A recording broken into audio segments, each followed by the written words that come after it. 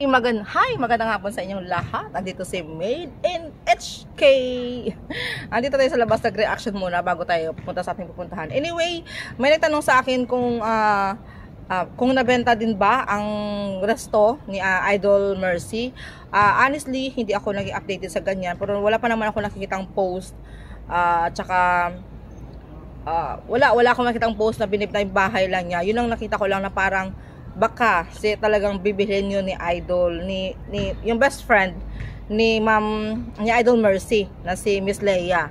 Yun ang talagang ano niya, baka siya ang makabili ng bahay ni Idol Mercy. Pero about doon sa resto niya, wala akong idea talaga. So honestly hindi ako naging masyado updated lately ito sa Aegis ganap. May nakikita naman ako na lumabas sila ng Valentine's Day yata yun, kasama yung Aegis band na kumain sila. Nakita ko lang yung mga ganung bagay. So i-follow niya na lang yung si Ma'am Josie Calindo, si Ma'am Stella, at panoorin niyo kay kaya si Idol Juliet. Ayan, sunod, ayan, sa Facebook niya.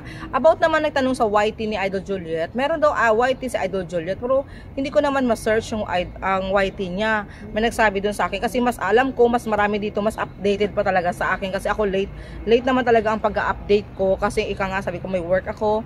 So, hindi ako masyado nakapag-research masyado ba. So, at least I admit na lately hindi ako masyado nakapag-research about sa nangyayari talaga sa Aegis. Yun lang ang latest na alam ko, yung bahay niya na binebenta. At anyway, yung last pala nakita ko na pumunta yata si Idol Juliet doon sa puntod ni Idol Mercy. Alam mo, ang isa sa mga na-appreciate ko talaga sa Sunod family. Grabe talaga ang pagmamahal nila kay hindi na sa Sunod family, sa mga fans, sa mga pumupunta doon. Pero believe talaga ako sa pag-alaga ng pamilya ni Idol Mercy. Alam mo, ito pala naalala ko, magmarites muna ako. Kasi ang linis ng puntod niya, hindi parang buhay na buhay talaga ba ang puntod niya, kasi laging may fresh flowers. Tapos nagbisita si Idol Juliet doon sa kanya, binisita niya si Idol Mercy. Alam mo yung ganun? Tapos makikita mo yung ang linis. Basta may space din talaga, may upuan talaga na magtatambay ang mga fans niya doon talaga ba. Ito, bakit ko nakwento to? Kasi nga, naalala nyo ba si Rene Requestas? Yon, kay Julius Babaw, panoorin nyo ang vlogs niya doon. Nakakalungkot, no? Yung si Rene Requestas, diba? Sikat yun, kilala, may pera. Pero, alam mo yung ano niya, yung kalansay niya ay binalat lang talaga sa plastic at inisa doon sa isang kasi parang nilipat ang kalansay niya, and then later on ay i-cremate yun. Pero, bakit ganun talaga, no? Bakit kailangan madali ilipat, no? Pero ganun talaga, no? Pag wala ka talaga palang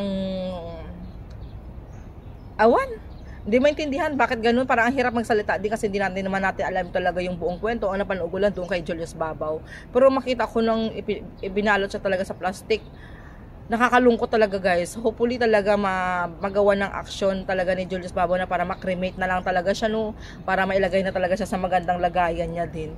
Alam mo kasi minsan, sa totoo lang, dumating man yung time na sino yung mahal natin sa buhay, kahit na wala na sila, sana bigyan pa rin nating pagpahalaga ang kanilang puntod ba, no?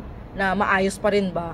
Kung paano natin pinakita na maayos sila nung buhay pa sila, doon pa rin, kahit nawala lang sila, hindi nila alam yun ang gagawin natin. Pero at least para sa sarili na lang, ipakita mo gaya ni Idol Mercy, Idol Juliet, na talagang alaga nila yung puntod ng kanilang papa, puntod ng ni Idol Mercy, malinis, may mga bulaklak, parang bahay lang talaga ba.